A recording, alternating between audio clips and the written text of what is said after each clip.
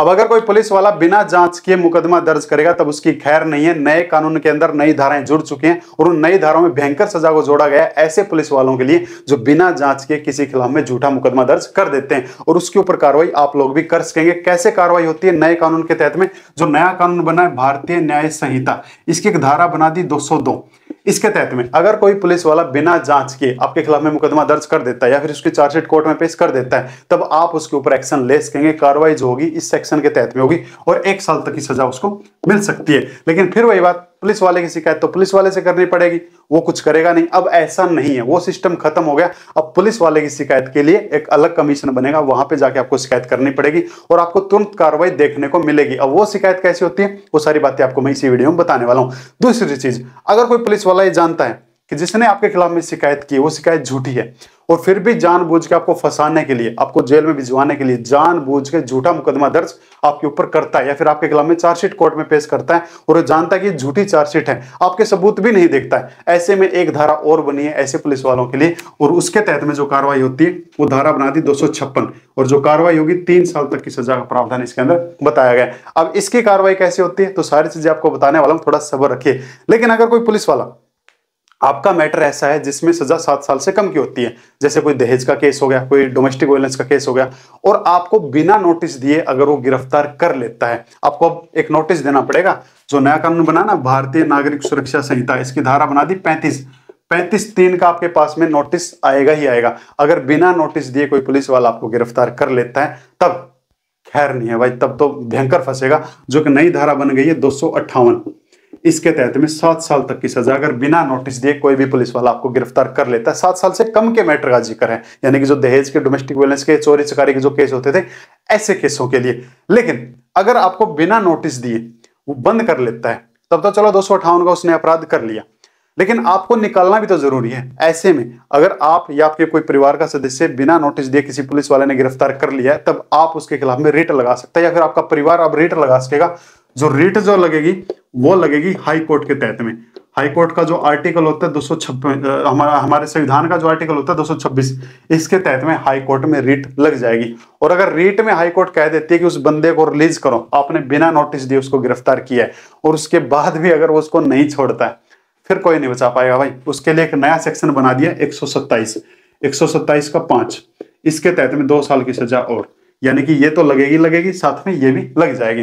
लेकिन अगर रिट लगने के बाद आपके उस परिवार के मेंबर को छोड़ देता है, बिना नोटिस दिए उसने गिरफ्तार किया था, रिट लगने के बाद उसने उसको छोड़ दिया, तब ऐसे में आप उसके खिलाफ में मुआवजा भी ले सकेंगे कि हमारे घर के बंदे को बेवजह परेशान किया, बेवजह जेल के अंदर डाला है। और मुआवजा जो मिलेगा इस कानून की धारा बना दी 395, इसके तहत में आप पुलिस वालों से भी मुआवजा ले सकेंगे। लेकिन भाई एक चीज और जो सबसे जरूरी थी और जोड़नी भी जरूरी थी, वो ये थी कि अगर कोई पुलिस वाला ये जानते हुए कि पूरा मामला झूठा है, आपने उसको सारे सबूत दिखा दिए, सारे सबूत देखने के बाद उस निष्कर्ष पे था, पता था कि मामला ही झूठा है, फिर भी अगर आपके खिलाफ में चार्जशीट पेश कर देता है, आपको आरोपी दिखा देता है, कोर्ट में मामला भेज देता है, अब की बार कोई नहीं, एक धारा और बना दी इस कानून की 257, 7 साल तक की सजा। आप कोर्ट में जाके चीज बता सकते हैं। कैसे आपको बतानी है, कैसे शिकायत करनी है, वो सारी चीजें भी आपको बताने वाला हूं, इनकी एक साथ बता दूंगा। अब इसकी सबकी शिकायत होगी कैसे, तब जानबूझ के सबूत देखने के बाद भी अगर उसने ऐसा मुकदमा दर्ज किया 257 के तहत में आप उसके ऊपर कार्रवाई कर सकेंगे। अब इसके खिलाफ में जो कार्रवाई होगी ना वो कैसी होती है वो जान लेते हैं। लेकिन उससे पहले भाई अगर यहां तक की जानकारी अगर आपको अच्छी लगी, प्लीज एक सब्सक्राइब की उम्मीद हम भी रखते हैं, एक शेयर की उम्मीद हम भी रखते हैं और एक लाइक, और नहीं अच्छा लग रहा तो डिसलाइक। चलो इसकी कार्रवाई होती कैसे वो जान लेते हैं। देखो अगर आपको ऐसे पुलिस वाले के खिलाफ में आप कार्रवाई करनी है ना नए कानून के तहत में, जिसने आपके साथ में ऐसा गलत किया है, सारे सबूत दिखाने के बाद भी उसने आपको आरोपी ही बना दिया, तब कार्रवाई जो होगी वो होगी, अगर आप उसकी शिकायत पुलिस स्टेशन में देते हैं तो आप पुलिस स्टेशन में 173 के तहत में उसकी शिकायत दे सकते हैं, लेकिन उसके ऊपर कार्रवाई पुलिस नहीं करेगी। जैसे ही पुलिस स्टेशन में आप पुलिस वाले के खिलाफ में शिकायत करेंगे, वो ऑटोमेटिक शिकायत चली जाएगी 174 के 4 के तहत में मजिस्ट्रेट के पास में, ऑटोमेटिक मजिस्ट्रेट के पास में चले जाएगी। अगर आप पुलिस स्टेशन में देते हैं कि किसी पुलिस वाले ने ऐसा ऐसा हमारे साथ में किया है, तो मजिस्ट्रेट उसके ऊपर फिर कार्रवाई करेगा 174(4) के तहत में। और अगर आप लोग चाहते हो कि हम डायरेक्ट मजिस्ट्रेट साहब के पास में जाएं, तब एक इस कानून की एक धारा बना दी 223, आप डायरेक्ट मजिस्ट्रेट साहब के पास में जाके सामने जाके उस पुलिस वाले के बारे में बता सकते हो कि हमने ये सबूत दिए हैं, हमने ये कार्रवाई करवाई है, फिर भी उसने हमारी एक भी नहीं सुनी और जानबूझ के उसने हमारे खिलाफ में झूठा मुकदमा दर्ज किया है। तब 223 के तहत में आप डायरेक्ट उसकी शिकायत दर्ज करवा सकते हो।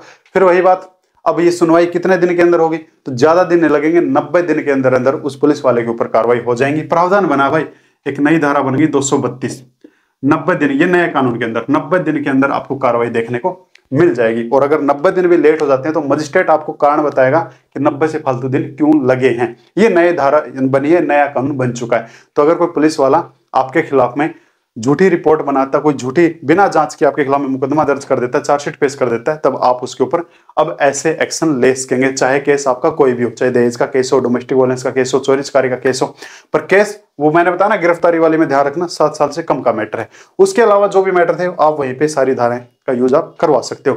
तो ऐसे मजिस्ट्रेट कोर्ट में जाके आपको शिकायत करनी पड़ेगी, इतने दिन में आपको कार्रवाई देखने को मिल जाएगी। और इस पूरी कार्रवाई में आपका जो भी लॉस हुआ है, पैसे का जो नुकसान हुआ है, वो आप इस धारा के तहत में आप उससे मुआवजा पुलिस वालों से ले सकते हो। लेकिन अगर आप चाहते हो कि आपके खिलाफ में चार्जशीट पेश हो चुकी है और उस मामले की एक बार और छानबीन की जाए, यानी कि कुछ बातें तो उसमें सच्ची हैं लेकिन कुछ बातें झूठी भी हैं, और आप चाहते हैं कि जो झूठी बातें हैं उसकी दोबारा से री इन्वेस्टिगेशन हो, अब री इन्वेस्टिगेशन के लिए एक अलग धारा बन चुकी है।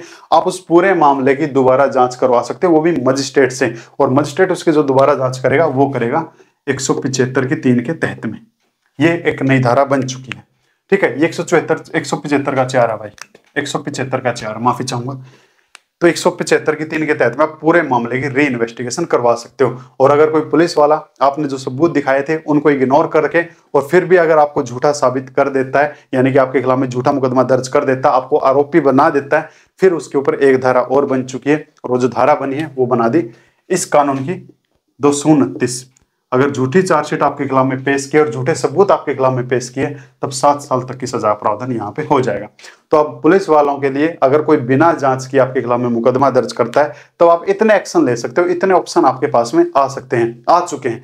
लेकिन इन ऑप्शन का यूज करने के लिए आपको मजिस्ट्रेट कोर्ट जाना पड़ेगा, और कैसे इनको यूज करना वो चीज भी मैं आपको बता चुका हूँ। अब आपके ऊपर है, आप इनको इग्नोर करो या इनके ऊपर गौर करो, ठीक है। बहुत सारे लोग तो ऐसे भी होंगे जो भी कहेंगे कुछ नहीं होने वाला है, और बहुत सारे लोग अब भी ऐसे हैं कि जो इस चीज का फायदा उठा लेंगे।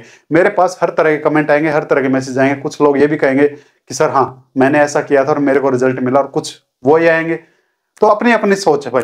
तो ये कुछ नई धाराएं आई थी ऐसे पुलिस वालों के लिए जो बिना जांच किए किसी के ऊपर मुकदमा दर्ज कर देती है। तो भाई मैं उम्मीद करूंगा ये जानकारी आपको अच्छी लगी होगी। अगर इससे रिलेटेड या किसी और टॉपिक से रिलेटेड अगर आपको वीडियो चाहिए तो आप नीचे कमेंट कर दें, हम आपको जानकारी, जेन्युइन जानकारी के साथ में कंटेंट जरूर बना के देंगे।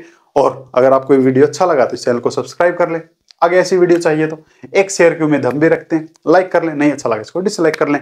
हमसे अगर संपर्क करना चाहते हैं तो नीचे डिस्क्रिप्शन में हमारे संपर्क सूत्र आपको मिल जाएंगे, व्हाट्सएप ग्रुप भी मिल जाएगा, व्हाट्सएप नंबर भी मिल जाएगा, इंस्टाग्राम की आईडी मिल जाएगी। किसी भी और टॉपिक पे आपको जानकारी चाहिए कमेंट कर सकते हो, कोई भी आपका सजेशन है आप कमेंट कर सकते हो। तो अगर कोई पुलिस वाला बिना जांच किए मुकदमा दर्ज करेगा तब आप ऐसे उसके ऊपर कार्रवाई कर सकेंगे। और अगर आपको लग रहा है कि एक बार इन्वेस्टिगेशन करवानी चाहिए तो इसके लिए मैं आपको सेक्शन बता चुका हूँ, आप दोबारा री इन्वेस्टिगेशन उसकी करवा सकेंगे। लेकिन इन सब के लिए ना आपको पहले मुकदमा झूठा साबित करना पड़ता है। ये जो सारी आपके खिलाफ में जो भी उसने चार्जशीट पेश की है ना, आप पहले उसको मुकदमा झूठा साबित करेंगे ना, फिर आप उसके ऊपर ये धाराएं लगवा सकते हैं कि इसने जानबूझ के चीज की थी, सबूत दिखाने के बाद भी ये चीज की थी। तो आपको जो भी आपके ऊपर मामला चल रहा है उसको पहले झूठा साबित करना पड़ता है। अब किसी भी मामले को झूठा कैसे साबित करते हैं उसके लिए अगर आपको वीडियो चाहिए आप कमेंट कर दें, वो भी मैं आपको बता दूंगा कि कम टाइम में आप अपने मैटर से कैसे बाइज्जत बरी हो सकते हैं। तो थैंक यू माय डियर।